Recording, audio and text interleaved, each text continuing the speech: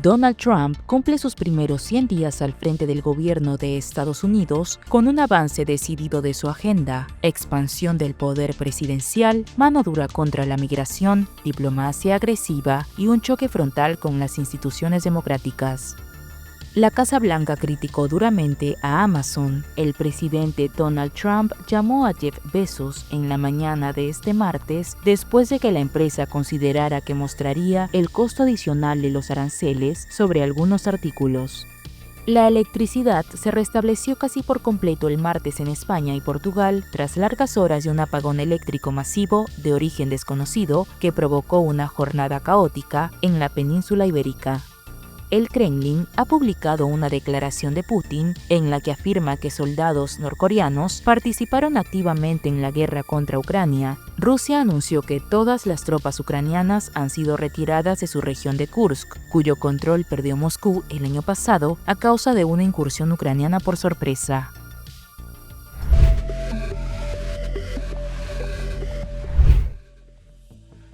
La Casa Blanca criticó duramente a Amazon y el presidente Donald Trump llamó a Jeff Bezos en la mañana de este martes, después de que la empresa considerara que mostraría el costo adicional de los aranceles sobre algunos artículos.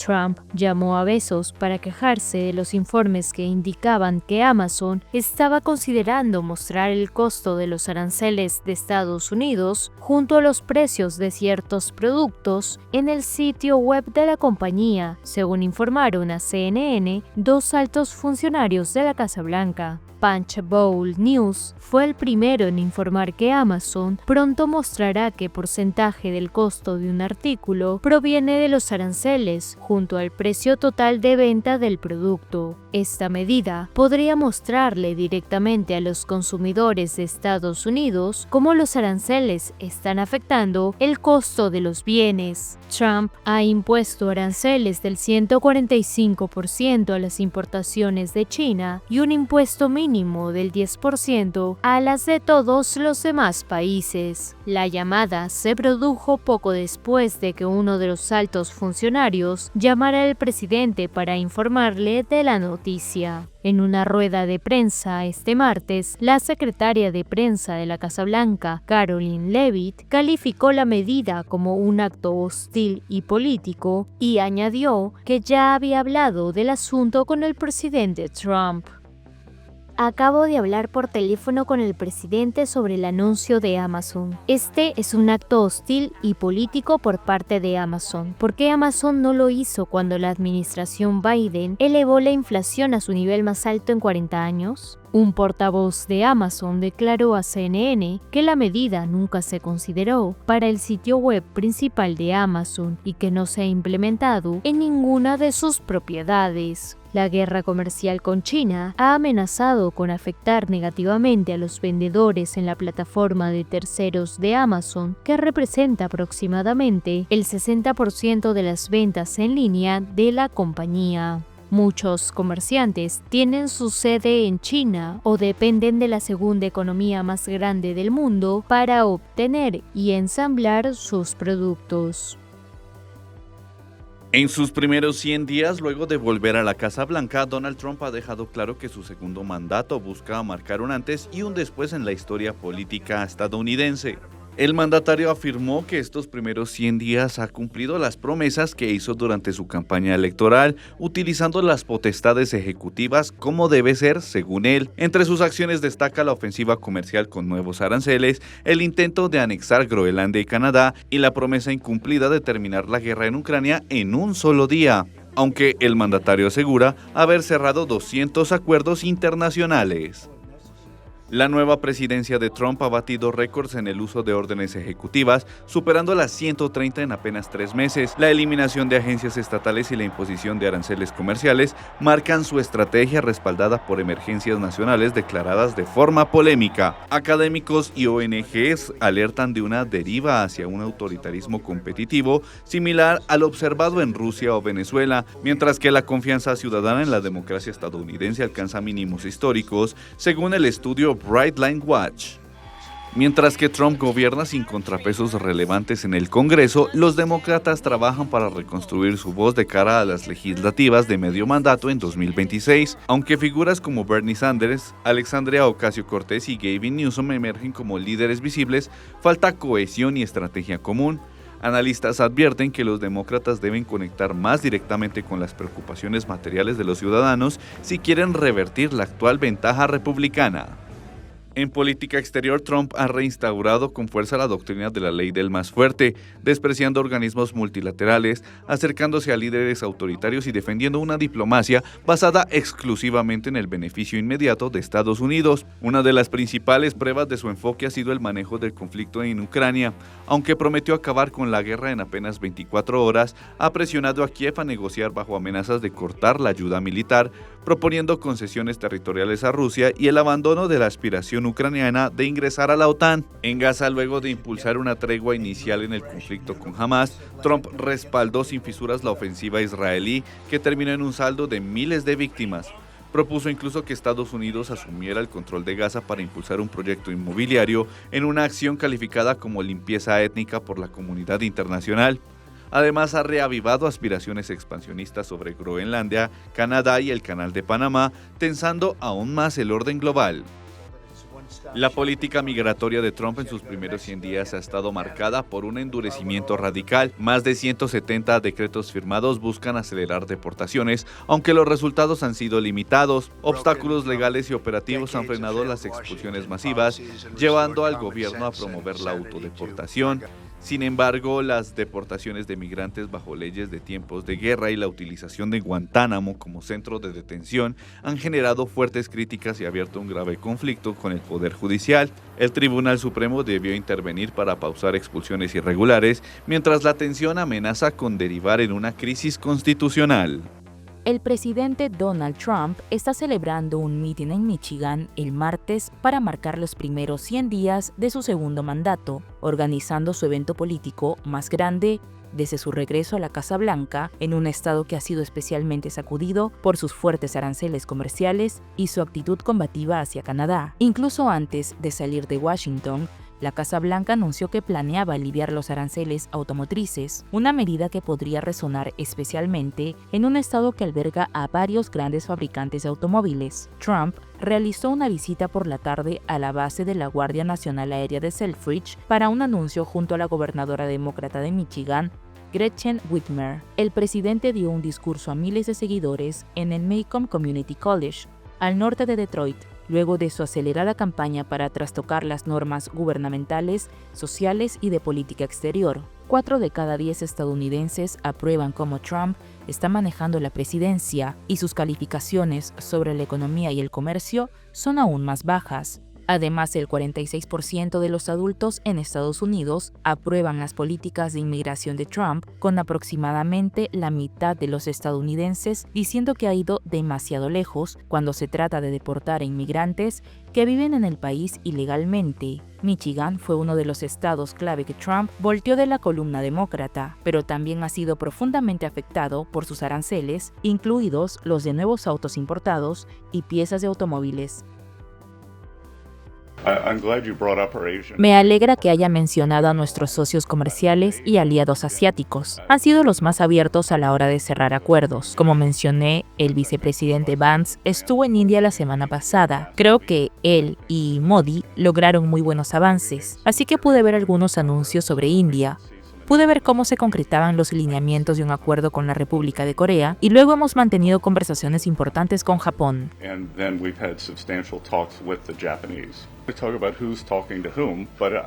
Bueno, no vamos a hablar de quién habla con quién, pero creo que con el tiempo veremos que los aranceles chinos son insostenibles para China. He visto cifras muy elevadas en los últimos días que muestran que si se mantienen, China podría perder 10 millones de empleos muy rápidamente, e incluso si se reducen los aranceles podrían perder 5 millones de empleos.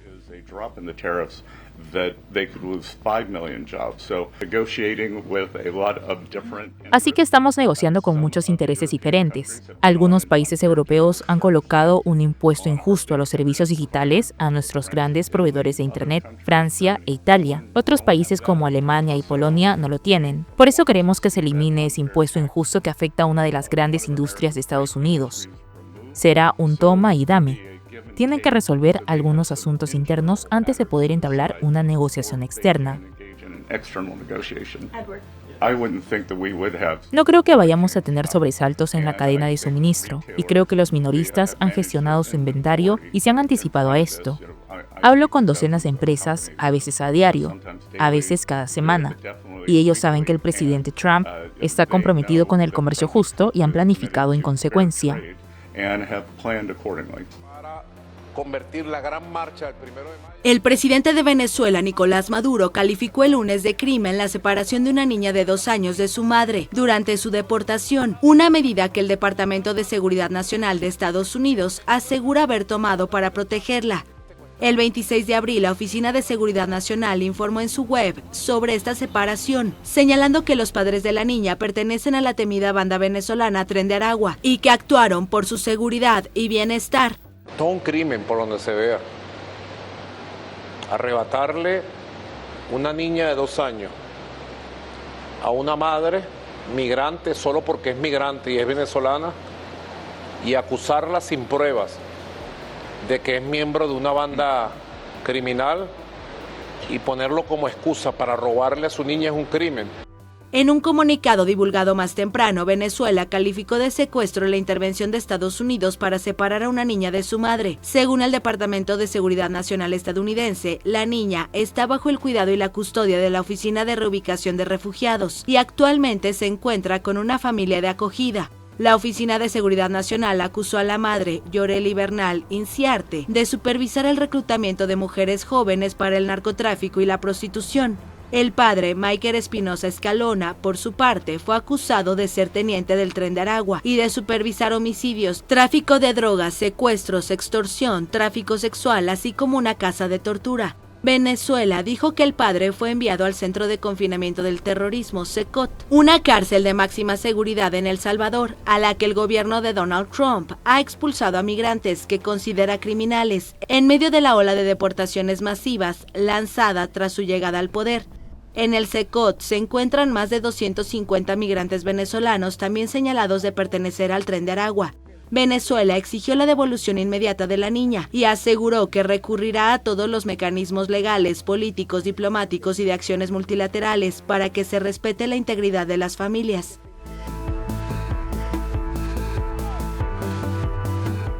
El Programa Mundial de Alimentos de la ONU y el Alto Comisionado de las Naciones Unidas para los Refugiados anunciaron el lunes drásticas reducciones de sus actividades como consecuencia de los recortes de la ayuda internacional, en particular la procedente de Estados Unidos. El PMA señaló que la contribución prevista para 2025 asciende actualmente a $6.400 millones, lo que supone una reducción del 40% con respecto al año pasado. Con ese presupuesto, la Agencia contra el Hambre de la ONU tendrá que reducir su plantilla entre un 25% y un 30%, es decir, que la nueva realidad financiera afectaría hasta 6.000 puestos de trabajo. Actualmente, el PMA cuenta con más de 23.000 asalariados en 120 países. Pero este no es el único departamento de la ONU que ya siente el impacto de los recortes de ayuda exterior estadounidense, promovidos por el presidente Donald Trump desde que asumió el cargo en enero. En el caso de la ACNUR, podría tener que reducir su capacidad hasta en un 30%. La advertencia fue hecha ante el Consejo de Seguridad de la ONU por el Alto Comisionado para los Refugiados, Filippo Grandi.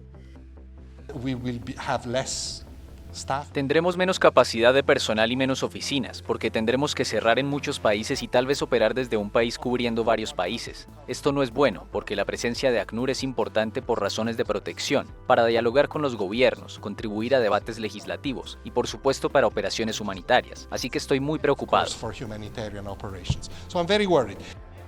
La contribución estadounidense había representado en torno al 40% del presupuesto del ACNUR, con unos $2.000 millones anuales. En este 2025, sin embargo, la administración de Donald Trump solo les ha otorgado $350 millones. La agencia negocia con Washington la entrega de otros 700 millones que la Casa Blanca tiene congelados. Más de 18.000 personas en 136 países trabajan para la ACNUR. Cerca del 90% de sus funcionarios están en terreno.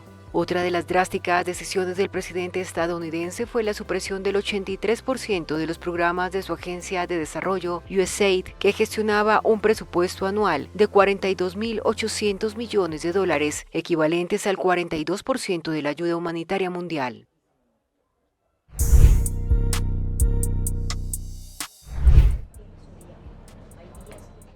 La electricidad se restableció en más del 99% de España continental, después del masivo apagón que afectó la península ibérica, según anunció el martes por la mañana el gestor de la red.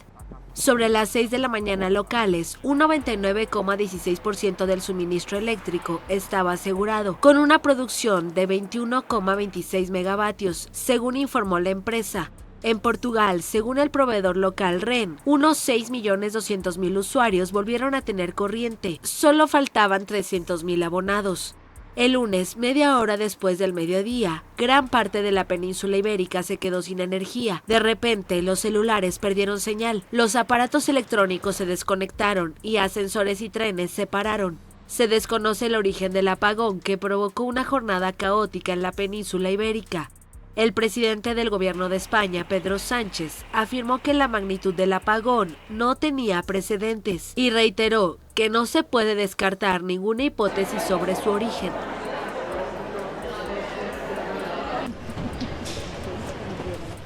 España y Portugal volvían el martes progresivamente a la normalidad, con el restablecimiento casi total del suministro de electricidad tras un apagón que duró entre 10 y 20 horas según las zonas.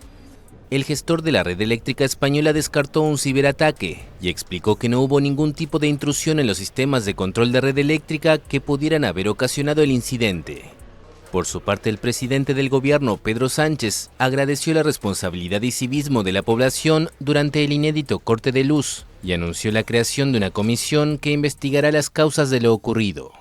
La responsabilidad del Gobierno de España es hacer un análisis independiente de qué es lo que ha sucedido y, por tanto, también utilizar todos los mecanismos, los resortes que tiene la Administración General del Estado, el INCIBE, el Centro Criptológico Nacional, y una vez examinados esos registros de red eléctrica y de todos los operadores privados, pues no descartar ninguna hipótesis hasta que tengamos los resultados de estos análisis.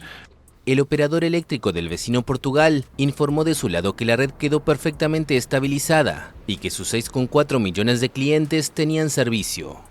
A su vez desmintió estar detrás de un supuesto comunicado atribuido a la empresa que aseguraba que el apagón había ocurrido gracias a un raro fenómeno atmosférico.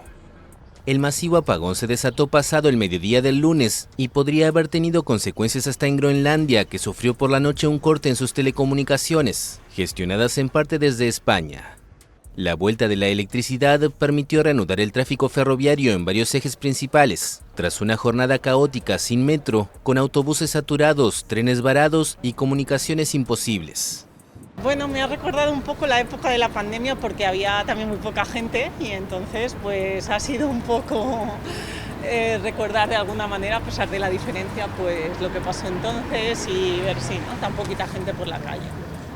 Bares y tiendas en Madrid reabrieron sus puertas el martes y la mayoría de las escuelas también recibieron a los alumnos, aunque en algunas solo para cuidar de los niños sin que haya clases.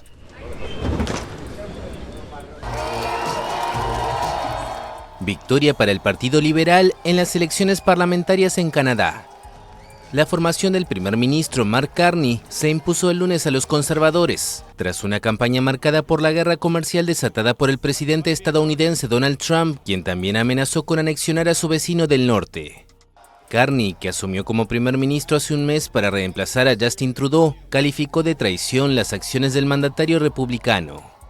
The system of open global trade El sistema de libre comercio global anclado en Estados Unidos, un sistema del que Canadá se ha apoyado desde la Segunda Guerra Mundial, un sistema que, si bien no es perfecto, ha contribuido a la prosperidad de nuestro país durante décadas, ha terminado. Es una tragedia, pero también nuestra nueva realidad. Hemos superado el impacto de la traición estadounidense, pero nunca debemos olvidar las lecciones.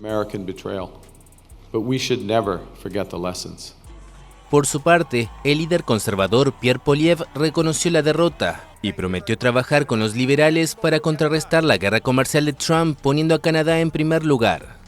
Varios dirigentes internacionales también mostraron su predisposición a unir fuerzas con Carney, quien dirigió los bancos centrales de Canadá y Reino Unido.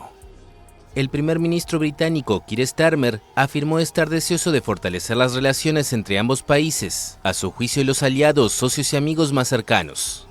La jefa de la Comisión Europea, Ursula von der Leyen, también dijo querer trabajar con Ottawa para promover el multilateralismo y defender el comercio libre y justo.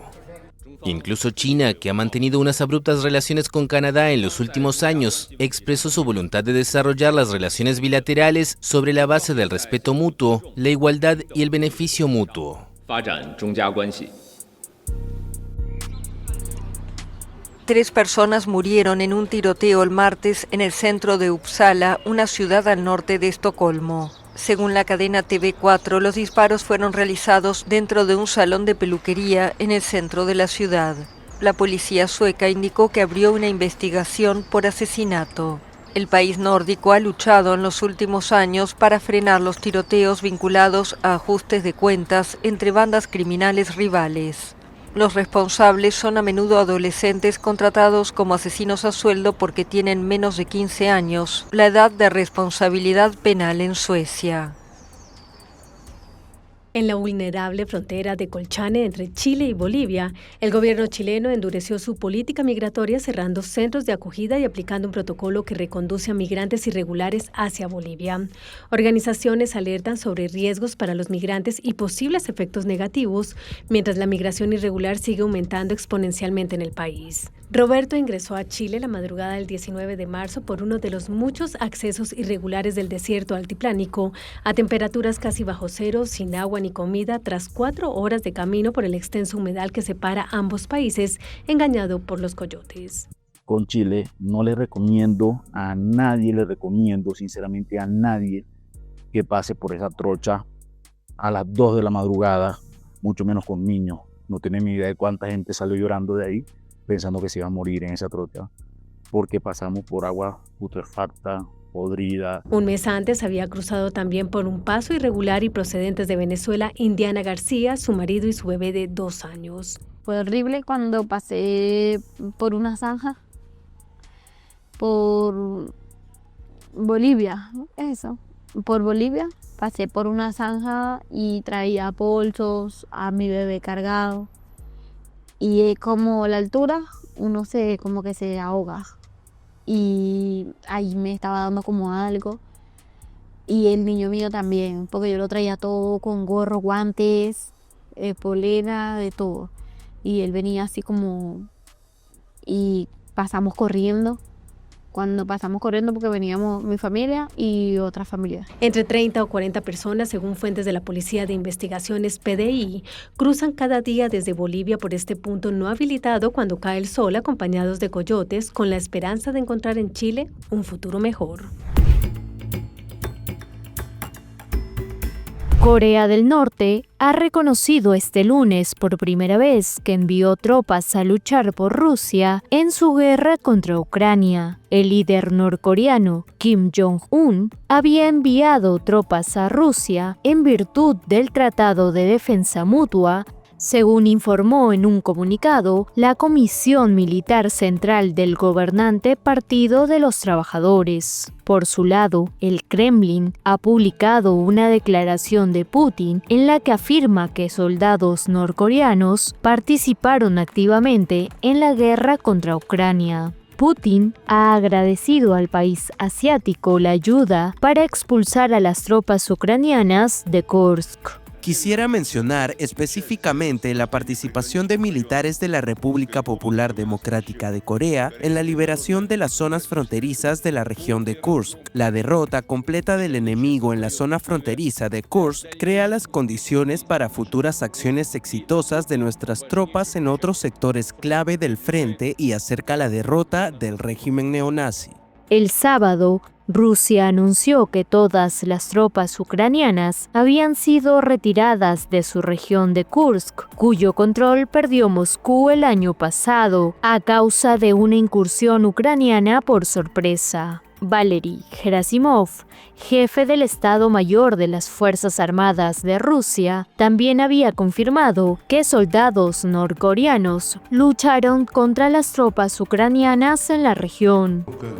El grupo militar Norte está llevando a cabo una ofensiva para liberar los distritos de la región Kursk invadidos por las Fuerzas Armadas de Ucrania. La mayor parte del territorio invadido ya ha sido liberada, el 99,5%, lo que equivale a 1.260 kilómetros cuadrados. Gerasimov dijo que participaron en misiones de combate codo a codo con los militares rusos durante el rechazo de la incursión ucraniana y demostraron una gran profesionalidad, dieron muestras de entereza, valor y heroísmo en la batalla. En otoño, Ucrania, Estados Unidos y Corea del Sur afirmaron que Corea del Norte, que anteriormente había suministrado armas a Moscú, había desplegado entre 10.000 y 12.000 de sus tropas en Rusia para luchar en Kursk. Hasta ahora Moscú y Pyongyang había respondido vagamente a las afirmaciones surcoreanas y occidentales sobre el despliegue de sus tropas, subrayando que su cooperación militar se ajusta al derecho internacional sin admitir directamente la presencia de las fuerzas norcoreanas en Rusia. Mientras tanto, los gobiernos de Rusia, Ucrania, Estados Unidos y Europa continúan debatiendo los términos para cualquier alto el fuego y un acuerdo más permanente que ponga fin a los combates. Так что наше предложение, которое президент Путин озвучил, Nuestra propuesta expresada por el presidente Putin es el inicio de negociaciones directas sin condiciones previas. Un alto el fuego en esa situación se considera una condición preliminar que se utilizará para seguir apoyando al régimen de Kiev y fortalecer su capacidad militar. El alto el fuego propuesto por el presidente Trump en forma de moratoria a los ataques contra la infraestructura energética fue respetado íntegramente por la parte rusa durante 30 días, pero no logró frenar las acciones agresivas del régimen de Kiev. Se produjeron cientos de violaciones. En cuanto a ejemplos recientes de alto el fuego, el declarado por el presidente Putin para la Pascua no fue respetado en absoluto por el régimen de Kiev. Se registraron numerosas violaciones. Ante los acontecimientos sobre el terreno a lo largo de la línea de contacto, donde el régimen ucraniano se repliega cada vez más, han dado un giro radical.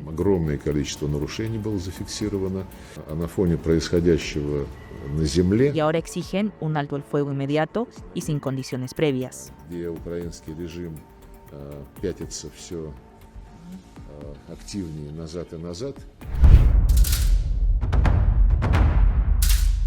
La esposa del primer ministro de Israel, Benjamin Netanyahu, Sara Netanyahu, fue captada por un micrófono diciendo que menos de 24 rehenes siguen vivos en Gaza, lo que causó la indignación de las familias de los secuestrados, quienes exigieron saber qué información tiene realmente el gobierno sobre el destino de sus seres queridos. Actualmente quedan 59 rehenes en Gaza. En las últimas semanas, Israel ha declarado públicamente que cree que hasta 24 de ellos siguen con vida. El breve intercambio entre Netanyahu y su esposa parecería indicar que el gobierno israelí podría tener información de que algunos de esos 24 rehenes ya han muerto. Por supuesto, tenemos una tarea importante, no solo ganar, sino también traer de regreso a los rehenes. Hasta hoy hemos recuperado a 196 de nuestros rehenes. 147 de ellos vivos. Hay hasta 24 vivos. Menos. Hasta 24 vivos. Digo hasta y el resto, lamento decirlo, no están con vida y los traeremos de vuelta. Funcionarios israelíes dijeron a CNN la semana pasada que hay serias preocupaciones sobre el estado de 3 de los rehenes, pero no confirmaron si Israel sabe con certeza que han muerto. Durante meses, las autoridades israelíes utilizaron el mismo lenguaje al referirse a Shiri Vivas y sus 2 hijos, cuyos cuerpos fueron devueltos durante el último alto el fuego. Si la esposa del primer ministro tiene nueva información sobre los secuestrados que fueron asesinados, le exijo que me diga si mi hijo Matan sigue con vida o si fue asesinado en cautiverio porque su marido se niega a terminar la guerra, expresó en redes sociales Einaf Sangauker, madre de uno de los rehenes. El grupo que representa a las familias de los rehenes criticó duramente a Netanyahu y a su esposa. Los bomberos lograron controlar el incendio que devastaba el principal puerto de Irán tras una explosión ocurrida el sábado. El martes por la mañana todavía era visible un denso humo que salía de los contenedores apilados en el puerto Shahid Rajaí, en el sur del país, donde la explosión causó al menos 70 muertos y cientos de heridos. Según las autoridades, aunque el incendio fue controlado, serán necesarios de 15 a 20 días para apagar completamente el fuego. Explicaron que los contenedores deben abrirse uno por uno, ser inspeccionados y luego enfriados completamente con agua. El estratégico puerto de Shahid Rajaí está ubicado cerca de la gran ciudad costera de Bandar Abbas, en el estrecho de Hormuz, a unos 1000 kilómetros de Teherán. La explosión, que se escuchó a decenas de kilómetros a la redonda, ocurrió el sábado en uno de los muelles del puerto. El servicio de aduanas del lugar señaló que un incendio en el depósito de almacenamiento de materiales peligrosos y químicos podría haber sido la causa. Se han identificado y citado algunos culpables, y la investigación está en curso. Hubo deficiencias, lo que incluye el incumplimiento de las medidas de seguridad y negligencia en términos de defensa pasiva, es decir, no deberíamos haber puesto todos nuestros huevos en una canasta y deberíamos haber observado el principio de dispersión.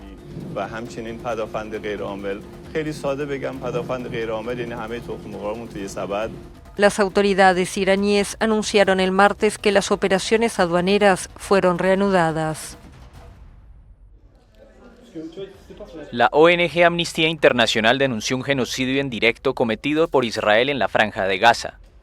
Así lo señaló la secretaria general de Amnistía, Anye Kalamar, en el informe anual de la Organización sobre Derechos Humanos publicado el martes. Se llega a esta definición porque se considera que se han cometido 3 de los 5 posibles actos de genocidio por parte del ejército israelí o las autoridades israelíes en Gaza, y estos actos se combinan con una intencionalidad que podemos demostrar. Entonces, la intencionalidad, que es la voluntad de destrucción de un grupo de población, es lo que demostramos, que las autoridades israelíes tienen una intención de destrucción del grupo palestino en Gaza. El informe de 300 páginas cita, entre otros, homicidios, ataques graves a la integridad física o mental de civiles, desplazamientos forzados y desapariciones o imposición deliberada de condiciones de vida destinadas a llevar a la destrucción física de estas personas. Casi 1.900.000 palestinos, o el 90% de la población de Gaza, han sido desplazados desde el comienzo de la guerra, según el informe de Amnistía, que acusa a Israel de haber causado deliberadamente una catástrofe humanitaria sin precedentes. Israel replicó de inmediato y condenó las que considera mentiras infundadas de una organización radical anti-israelí. En paralelo, la Agencia de la ONU para los Refugiados Palestinos dijo que la negativa de Israel a permitir que la ayuda humanitaria entre en el territorio palestino mata en silencio, sobre todo a niños y enfermos. El 2 de marzo, pocos días antes de la ruptura de la tregua, Israel interrumpió por completo la entrada de ayuda internacional a la Franja de Gaza. Amnistía también criticó duramente la actitud de la comunidad internacional y señaló a grandes potencias, incluyendo Estados Unidos y muchos países de Europa Occidental, que apoyaron públicamente los actos de Israel, socavando así el valor universal del derecho internacional.